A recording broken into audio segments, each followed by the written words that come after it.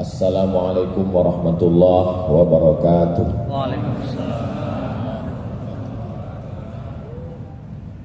Cantik bintang di tengah malam, cantik bunga di tengah taman. Dari bunyi sambutan salam, nampaknya jamaah belum makan. Apa kabar Bapak Ibu semua? Alhamdulillah. Allahumma sholli ala Sayyidina Muhammad wa ala ali Sayyidina Muhammad. Yang sama kita hormati Bapak Gubernur Bank Indonesia beserta Ibu Deputi Gubernur, pejabat-pejabat BI, Bapak Ibu hadirin hadirat 46 cabang BI, baik yang dalam negeri dimanapun berada, hadirin hadirat, muslimin muslimat, solihin solihat yang belum kawin dan belum sunat, sedulur sederek sedoyo, muka-muka sing melu acara iki foto kabeh mlebu maksud. Amin ya rabbal. Acara kita adalah tarhib. Tarhib itu diambil dari 3 huruf. Rahaba. Rahaba tarhib. Rahaba artinya tanah lapang. Tanah yang lapang yang luas itu disebut dengan rahab.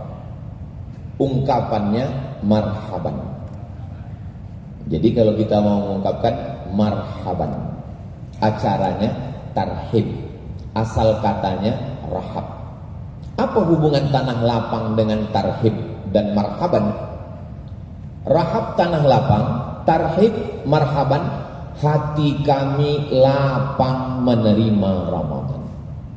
Mana tahu nanti pulang anaknya nanya, mama tadi acara di BI apa? Tarhib Ramadan.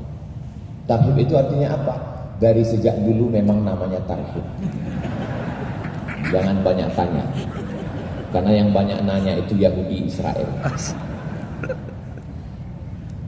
Tarhib asal katanya rahab, ungkapannya adalah marhaban, hati kami lapang menerima Ramadan. Apakah semua orang lapang hatinya menerima Ramadan? Tidak. Banyak sekarang ini orang kalau sudah menjelang Ramadan ini ngitung berapa kali lagi makan siang. Hari Senin, hari Selasa, hari Rabu, hari Kamis, hari Jumat, Sabtu sudah mulai puasa. Insya Allah kita tetap menunggu sidang isbat. Hari Sabtu dia mulai nyari rumah makan setan. Yang kepalanya nggak kelihatan, kaki kelihatan. Tapi yang saya omongin ini nggak ada di BI. Ini yang saya ceritakan ini di planet Mars, Merkurius, Neptunus, Pluto. Kalau yang di sini baik semua, insya Allah. Amin. Dari bunyi aminnya nggak yakin juga.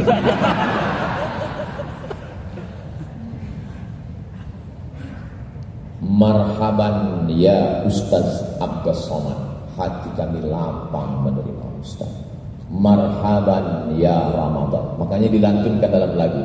Marhaban ya Ramadan, tiba-tiba Ramadan. Karena dia rasanya baru kemarin lapar, ini kok lapar lagi. Lalu kemudian tema kita luar biasa, memperkuat spiritual.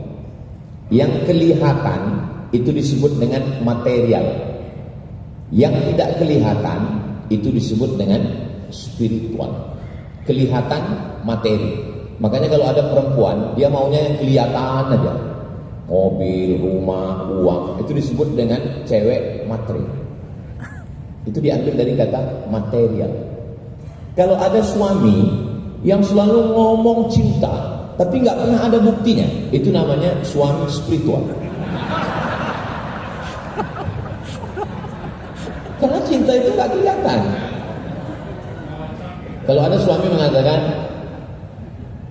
"Jutaimin", kalau bahasa kampung kami "I love you", itu cinta, itu spiritual, nggak kelihatan.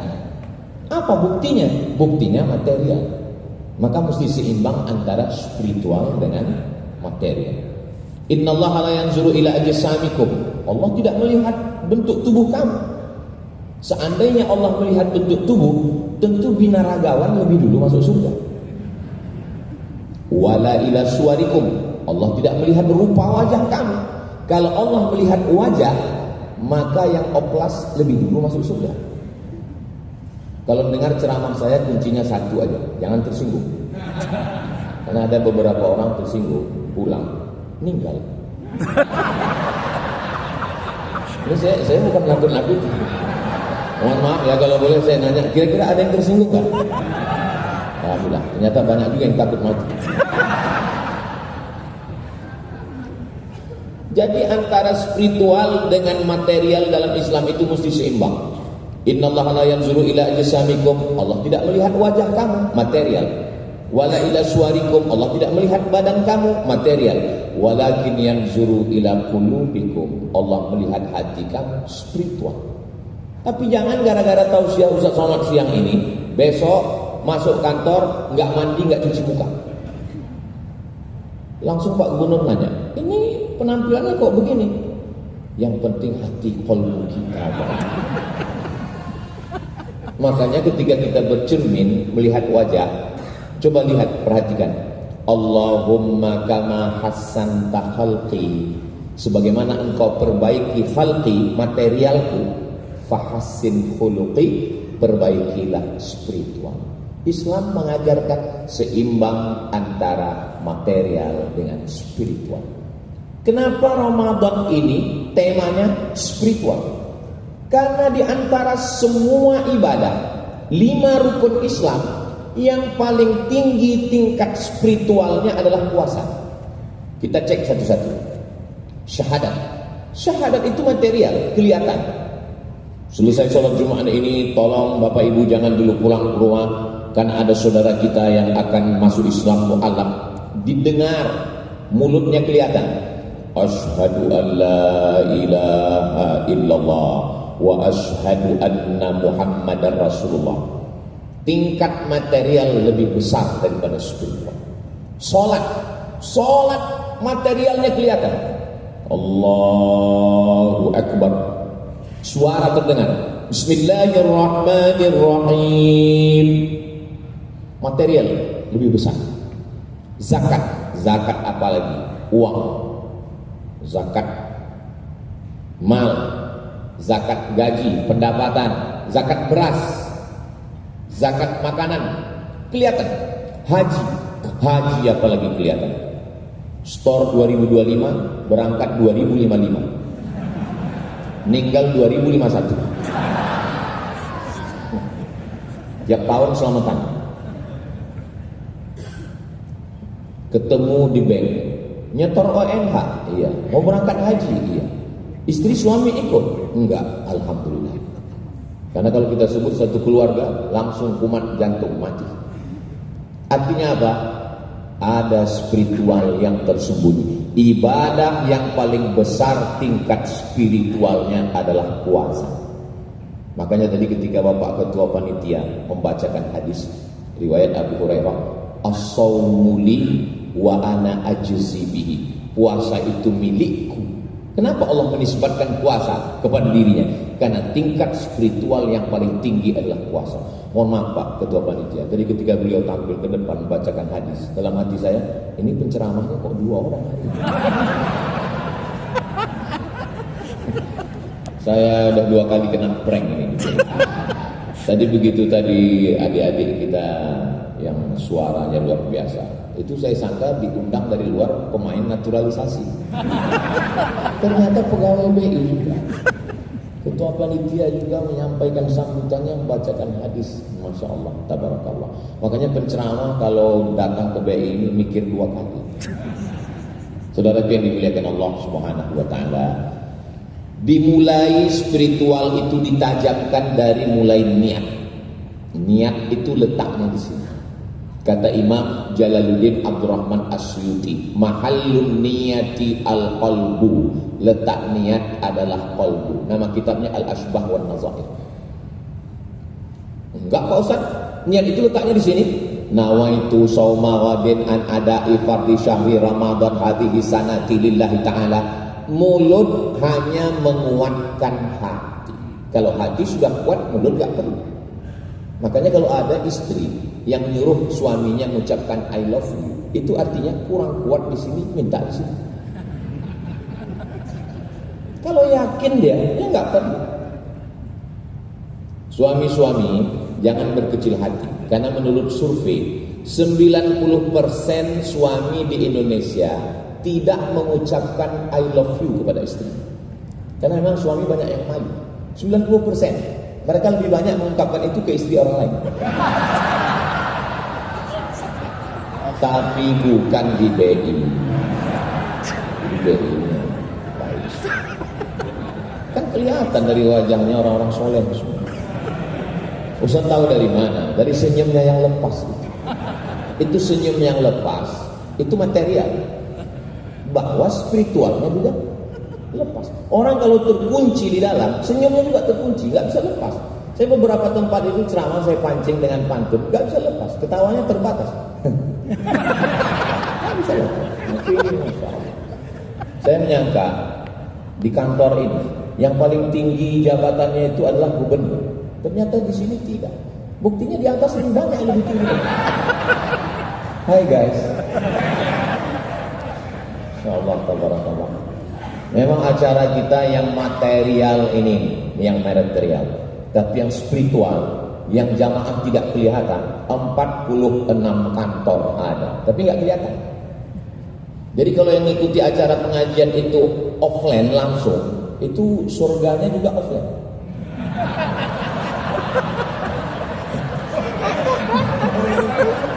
Kalau yang online ini ya belum online juga kayaknya.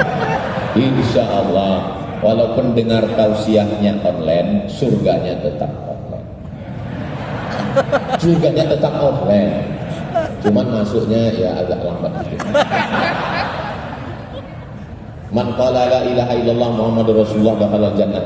Siapa yang mengucapkan la ilaha illallah Muhammadur Rasulullah, semuanya masuk surga insyaallah. Amin ya rabbal alamin. Jangan minta masuk surga, karena semua umat Nabi Muhammad pasti masuk surga. Tapi mintalah selamat dari neraka, karena tidak semua umat Nabi Muhammad selamat dari neraka.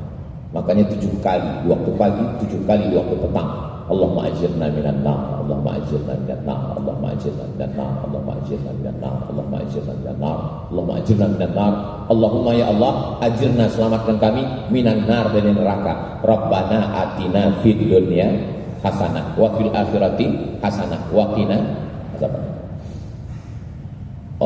Allahu akbar. Material, tangan kelihatan, mulut kelihatan, suara terdengar, material, tapi spiritual di dalam. Saya sholat zuhur 4 rakaat wajib ngikut imam, jadi makmum adaan lillahi ta'ala. Allahu akbar. Oh, jadi kalau begitu niat itu di sini, niat di dalam. Lalu kenapa orang ngomong usolli faqat? Supaya hatinya tidak kacau. Habis dari kantor, habis buka handphone, belum ada ngomong apa-apa, langsung tiba-tiba Allahu akbar. Ini sholat zuhur apa sholat asar ya? 3 rakaat apa rakaat? Gak bisa begitu. Maka untuk menguatkan hati, saya yakin ini semua tidak jamaah ini tidak semuanya pakai usolli. Yang mau pakai usolli silakan usolli fardhu zuhri. Yang nggak mau pakai usolli ya sah, karena niat di dalam. Jangan kelahi. Dulu kelahi antara yang usolli dengan nggak usolli. Alhamdulillah sekarang udah nggak kelahi karena sama-sama nggak sholat.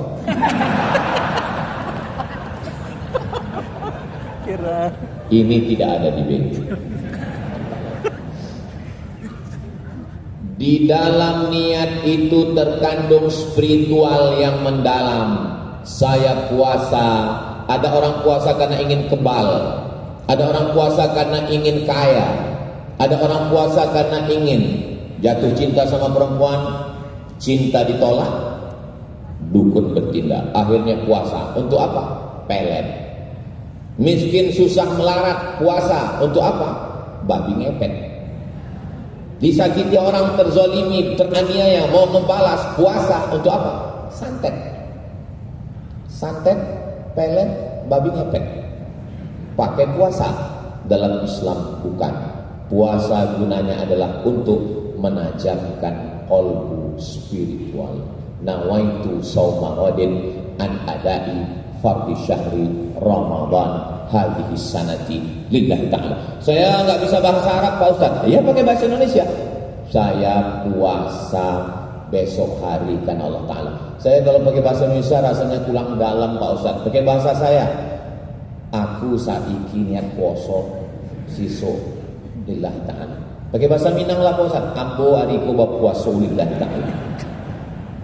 Kita orang Indonesia, tapi kita punya suku dan berbangsa-bangsa, dan kita berbahasa. Saya sampai hari ini, walaupun saya sekolah di Mesir, di Maroko, tapi kalau berdoa saya tetap pakai bahasa Indonesia. Doa itu di awal itu saja yang kita pakai bahasa Arab. A'udzubillahi minasyaitonirrajim. Bismillahirrahmanirrahim. Alhamdulillahirabbil alamin. Wassalatu wassalam. A'udzubillah, bismillah, alhamdulillah, sholawat. Sisanya pakai bahasa kita masing-masing. Dari mulai niat. Lalu kemudian di siang Ramadan, disitulah spiritual kita sedang ditajamkan setajam-tajamnya. Jam menunjukkan pukul 1. Lapar melilit, hangus, haus membelit, tenggorokan terbakar kering. Masuk ke toilet kamar mandi Masjid Begi. Wow, ada cincau. Tutup kunci pintu toilet, lihat ada air. Andai ada pegawai karyawan yang memasukkan air ke mulutnya, jangankan satu teguk, satu ember, gak ada yang tahu. Tapi kenapa dia tidak melakukan itu? Dia sedang ditajamkan spiritual. Saya sedang bersama dengan Allah. Padahal kalau dia mau, dia teguk itu air banyak-banyak, habis itu keringkan bibir, keluar dari kamar mandi, miringkan kepala, gaya agak mati. Bisa, tapi dalam hatinya menolak, nendang rasanya. Saya munafik, saya bohong. Coba perhatikan nanti waktu bulan puasa. Kumur-kumur memasukkan air ke mulut sekali, ludahnya sampai 5 kali. Padahal air itu sekali ludah sudah keluar. Kenapa? Ada rasa takut kepada Allah Subhanahu wa ta'ala. Siang-siang lagi nyantai, tugas lagi ringan, tiba-tiba ada yang nelpon. Mbak, teh, katanya suami si Anu, anak si Anu, kamar si Anu, anak si Anu, suami si Anu, kabar si Anu, gimana kabarnya? Shhh. Jangan bicarakan aib orang lain. Kenapa? Kita sedang puasa. Tajam spiritual. Terus ngobrol kita ini gimana? Nanti habis maghrib kita lanjutkan.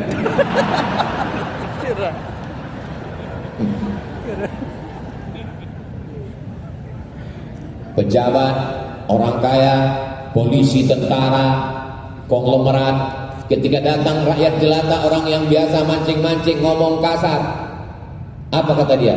In syatamahu ahadun, kalau ada orang caci maki. In qatalahu ahadun, kalau ada yang ngajak kelahi. Falyaqul, mulutnya berkata, inni shaim, inni shaim. Saya sedang puasa, saya sedang puasa.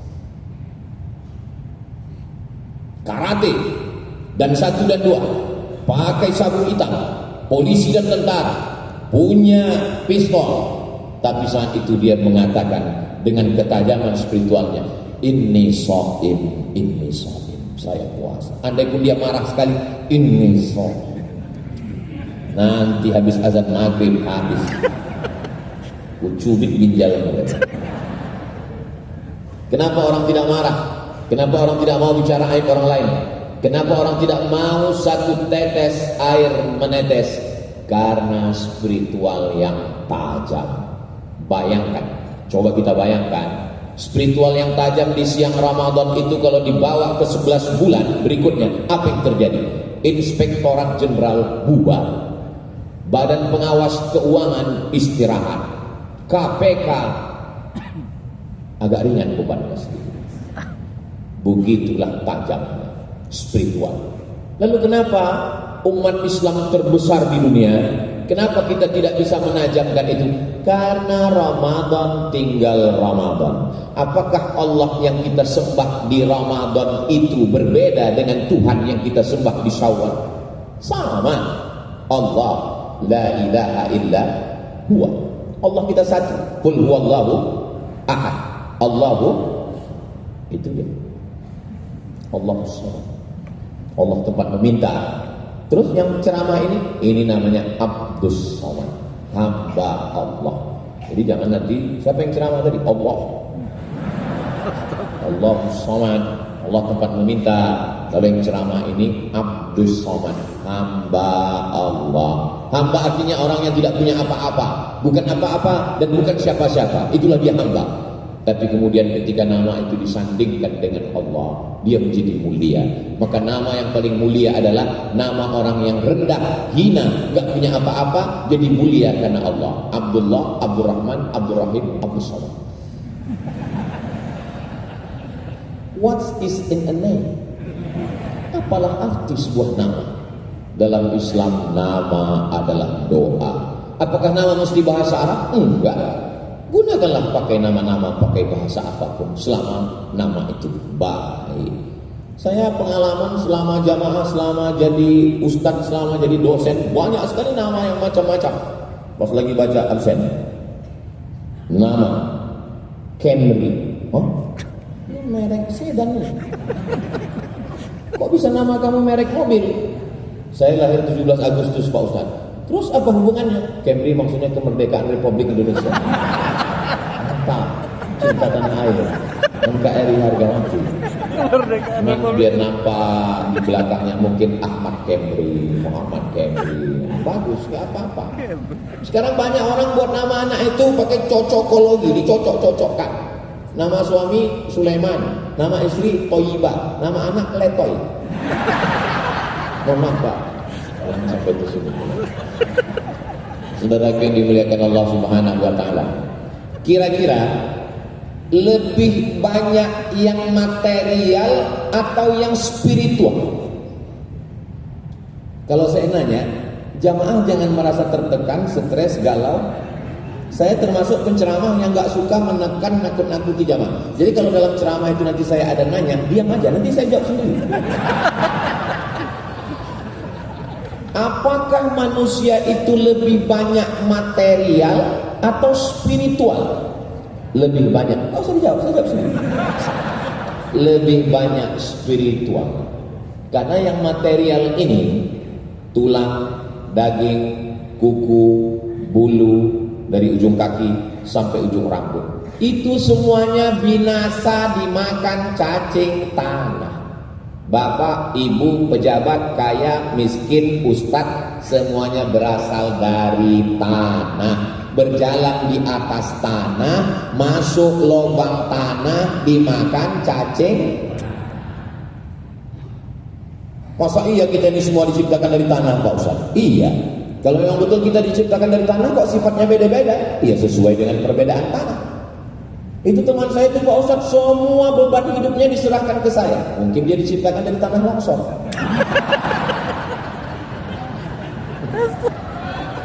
Ini Pak Ustaz, teman saya ini ngajak kelahi aja, berarti dia dari tanah sengketa.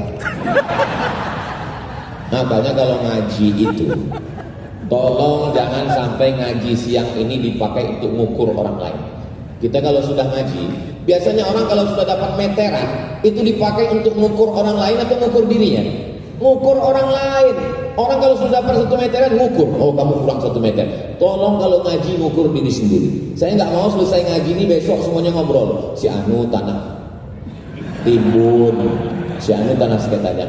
Kita sedang mengkaji diri kita sendiri. Yang saya khawatir nanti setelah habis teman-temannya muncul, Ustaz Somad itu kira-kira tanah apa ya? Ustaz Somad itu kayaknya tanah liat. Saudara yang dimuliakan Allah Subhanahu Wa Taala. Kita sebagai material sekarang, saya lahir, ketahuan ini umur berapa? Saya lahir 1977. Sekarang baru berarti sekitar 27 apa? Sekarang udah 48. Kalau umur saya ditakdirkan Allah SWT 60, 70, 80, anggaplah 80 meninggal. Tapi kita di alam barzakh, di alam kubur jauh lebih lama. Jadi di alam material ini kita sebentar sejenak. Di alam material, setelah itu di alam spiritual, alam barzakh. Apa di alam barzakh itu kita hidup Pak Ustaz? Ya. Mana dalilnya bahwa di alam barzakh itu kita hidup? Saya mau ke airport. Kemarin saya ziarah ke makam Pak almarhum Syafruddin, mantan Wakapolri. Lalu kemudian ketika saya masuk di pemakaman Kalibata, makam pahlawan, saya ucapkan salam. Assalamualaikum ya ala diyar minal mu'minin wa inna insyaallah bikum lahiqun yarhamullahul mustaqdimina wal mustakhirin nas'alullah lana wa lakumul afiyah. Itu adab kita kalau ziarah kubur. Saya enggak hafal doa yang panjang Pak Ustaz, saya kasih doa minimalis. Assalamualaikum ya ahlal kubur. Payah juga ngapalnya Pak Ustaz. Enggak usah baca, gerakkan aja mulut. Mana tahu bahwa anak-anak kita ngelihat, papa kok nggak baca katanya. Paling nggak kita ada alasan kan. Tolong nanti menjelang Ramadan yang ada tradisi ziarah kubur, itu lihat pamflet, baleho, banyak yang tempat itu nggak ada tata cara adab. Tolong print kan. Buatkan baleho setengah seperempat ini adab-adab ziarah kubur, mengucapkan salam, kirim Al-Fatihah, panjang waktu baca Yasin. Karena ini kalau tidak dijelaskan banyak orang sampai ke makam ambil handphone, selfie, update status pulang. Kita itu menunjukkan bahwa alam barzah walaupun dagingnya, tulangnya, kukunya sudah menyatu dimakan tanah, tapi dia tetap hidup di mana? Spiritual yang disebut dengan roh. Apakah orang-orang barat, Amerika, Eropa itu percaya kepada spiritual? Ya. Dari mana Ustaz tahu orang barat itu percaya spiritual? Ketika kapal akan tenggelam di tengah laut, dia akan memakai obor, dia akan pakai bendera, minta tolong ke helikopter. Apa kata dia? SOS. Apa itu? Save our soul. Soul adalah spiritual, roh. Seandainya mereka tidak percaya kepada roh, tidak percaya kepada qalbu, tidak percaya kepada spiritual, mereka akan mengatakan save our body, selamatkan badan kami. Kita sebagai orang Indonesia, terlepas dari agama apapun, kita percaya kepada spiritual. Mana buktinya? Dalam lagu kebangsaan Indonesia Raya. Bangunlah jiwanya, bangunlah badannya, untuk Indonesia Raya. Lebih dulu spiritual atau material? Saya jawab sendiri. Lebih dulu spiritual. Bangunlah jiwanya, barulah bangunlah badannya. Karena badan ini hanya cangkangnya. Bagaimana cara menajamkannya? Ditajamkan dengan Ramadan 30 hari. Cara menajamkan yang kedua, ditajamkan dengan zikir. Saya selalu berzikir Pak Ustaz, subhanallah, subhanallah, subhanallah. Itu bukan zikir, itu nyebut. Kalau istri saya mengingat saya, bagaimana cara dia mengingat saya? Apakah disebutnya somat, somat, somat, somat? Itu nyebut. Kalau ingat itu dalam diam. Ingat itu dalam diam di dalam. Tapi kita mesti mengungkapkannya lewat lisan. Bacaan itu membantu kita. Subhanallah, subhanallah, subhanallah. Mulut nyebut, hati ingat. Jangan sampai mulut subhanallah, subhanallah, subhanallah, hati ingat. Ini THR cair apa enggak? Itulah mesti ada koneksi antara qalbu dengan lisan. Makanya kata Nabi SAW, ala fil jasadi mudghah. Di dalam jasad dari ujung rambut sampai ke ujung kaki ini ada satu gumpal, ada satu kepal. Sesuai dengan sebesar gumpalan tangan saya. Jadi saya kebetulan tangan saya sebesar ini, jantung saya pun sebesar ini. Berdegup, berdetak di jantung sebelah kiri, 2 jari di bawah. Terasa itu degup. Itu yang normal. Kalau yang nggak normal, biasanya jantung itu tidak normal karena 2. Yang pertama jatuh cinta, yang kedua jatuh tempo. Yang nakal itu kolesterol, bukan.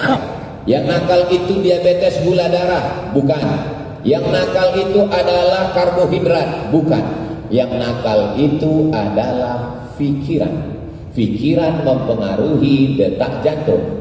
Tapi kalau jantungnya tenang, ala bidzikrillahi tatmainnul qulub.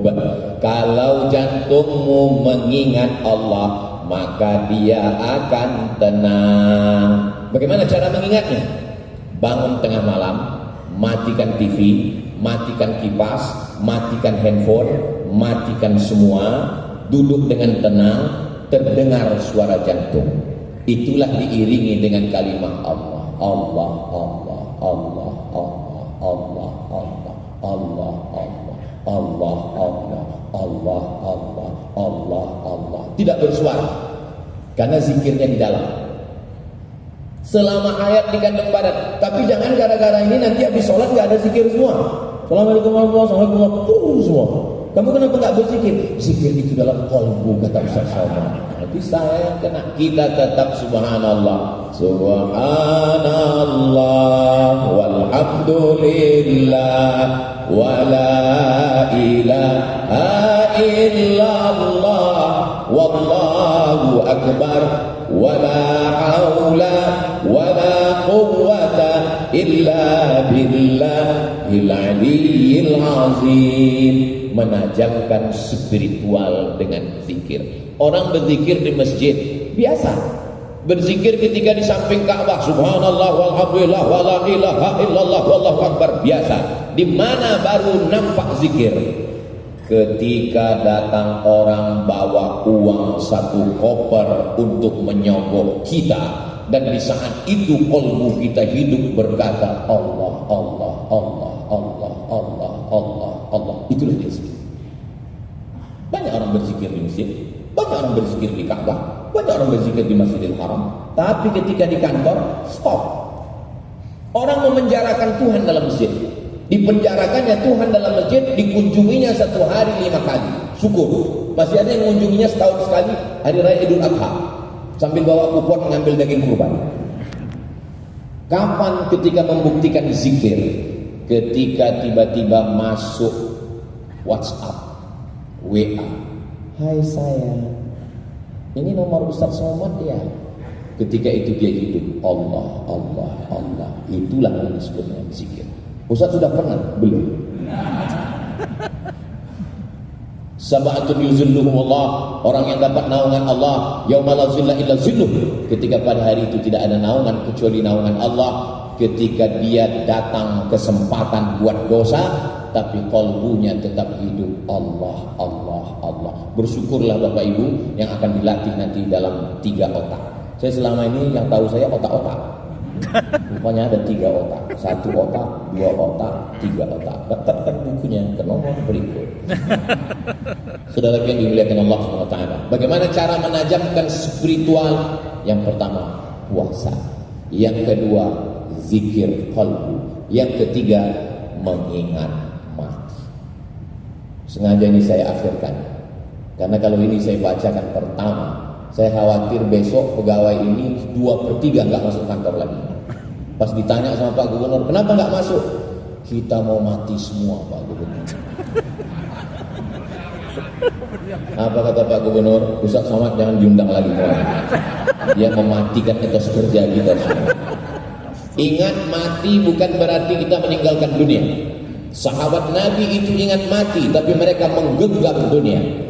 Belum lagi 100 tahun Nabi meninggal, umat Islam sudah sampai ke Selat Gibraltar yang dibawa oleh Jenderal Tariq bin Ziyad. Negeri itu bernama Andalusia. Kalau saya tanya mahasiswa, Andalusia di mana tuh Pak Ustaz? Nggak tahu. Andalusia, Real Madrid, Barcelona. Iya. Spanyol 700 tahun. Jadi jangan bayangkan sahabat Nabi itu duduk di Taman Raudhah, zikir, nunggu malaikat maut datang. Tidak begitu, Besti. Kematian bukan membuat kita hilang spirit semangat. Kematian menajamkan spiritual. La tuftahannal Konstantiniyah, kata Nabi. Kamu akan menguasai Konstantinopel. Jangan katakan Nabi itu, ya udahlah dunia ini kita tinggalkan, kita mau mati aja semua. Saya nggak mau begitu. Tolong ceramah ini jangan dipotong 5 menit hanya nonton di TikTok. Tonton utuh di channel Ustaz Abdul Somad Official, subscribe, like, share, and comment.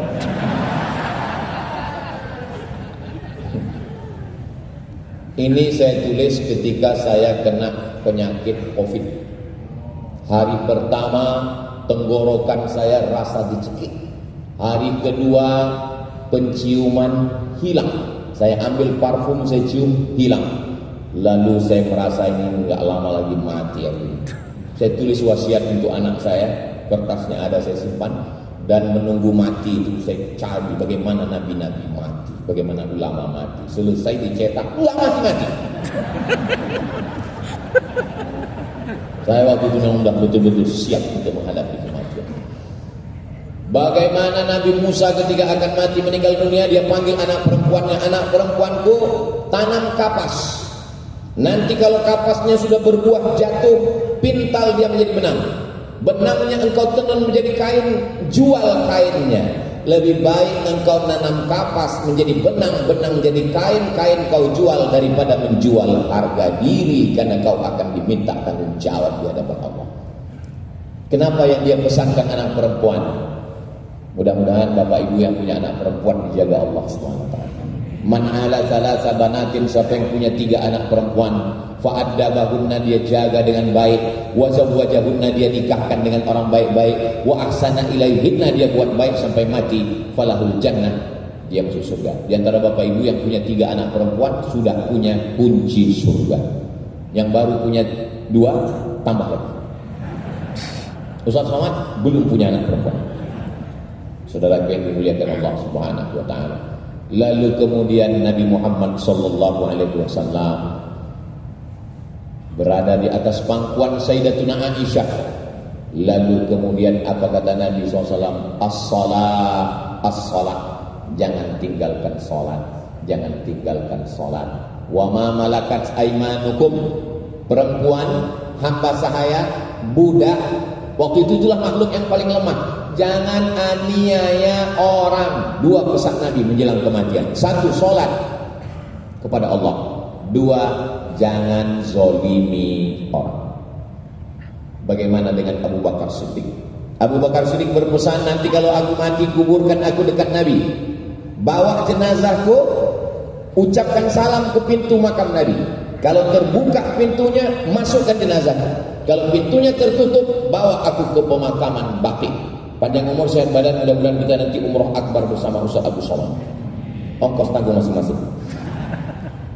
Begitu Abu Bakar Siddiq radhiyallahu anhu meninggal, dibawa jenazahnya ke pintu makam Nabi, diucapkan salam. Assalamualaikum ya Rasulullah, Assalamualaikum ya Habiballah, Assalamualaikum ya khaira khalqillah, Assalamualaikum ya safwatallah. Jatuh gemboknya, terbuka pintunya.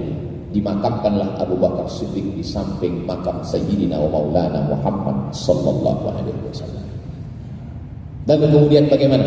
Di sini tidak hanya cerita tentang orang yang baik-baik. Ada satu panglima perang Ats-Tsaqafi. Ulama dia bunuh, sahabat Nabi dia pukul, dia hinakan. Bagaimana Allah membalas dia? Mengerikan. Jangan kemana-mana, kita lanjutkan surah yang satu. Biasa kalau di TV gitu. Bagaimana Allah membuat dia sakit? Dia sakit di dalam badannya ini tidak tertahankan. Datang sahabat Nabi namanya Anas bin Malik. Kata dia kepada Anas bin Malik, wahai Anas bin Malik, engkau sahabat Nabi, doamu terkabul. Aku tidak minta engkau berdoa supaya aku sembuh. Jangan doakan aku sembuh. Doakan aku cepat mati, aku sudah tidak tahan. Maaf, beribu maaf. Diambil daging sepotong, dimasukkan ke anusnya, ditarik pakai benang, baru ditarik pakai benang, itu ulat-ulat sudah lengket di dalam daging itu. Begitulah dia tersiksa sampai akhirnya dia mati. Apa kata dia? Ya Allah, aku meminta kepadamu supaya matikanlah aku, saking tidak tahannya. Mudah-mudahan kita semua melewati ini dalam keadaan husnul khatimah insyaallah. Tadi saya diberikan waktu Ustaz 40 menit sampai pukul 2 sudah selesai. Alhamdulillah. Nanti di masa akan datang kita bahas dalam waktu yang lebih panjang lagi insyaallah. Menangkap puyuh di Bukit Selasi. Thank you dan terima kasih. Di akhir majlis mari kita sama berdoa kepada Allah. Mudah-mudahan kita diberikan istiqomah iman dan Islam. Mudah-mudahan keluarga kita sakinah mawaddah warahmah, anak-anak kita semuanya soleh dan solehah, spiritualitas kita sebagai pemimpin, sebagai pegawai, sebagai keluarga, semuanya ditajamkan sehingga badan kita pun mengikut panglima hati yang ada di dalam. Al-Fatihah.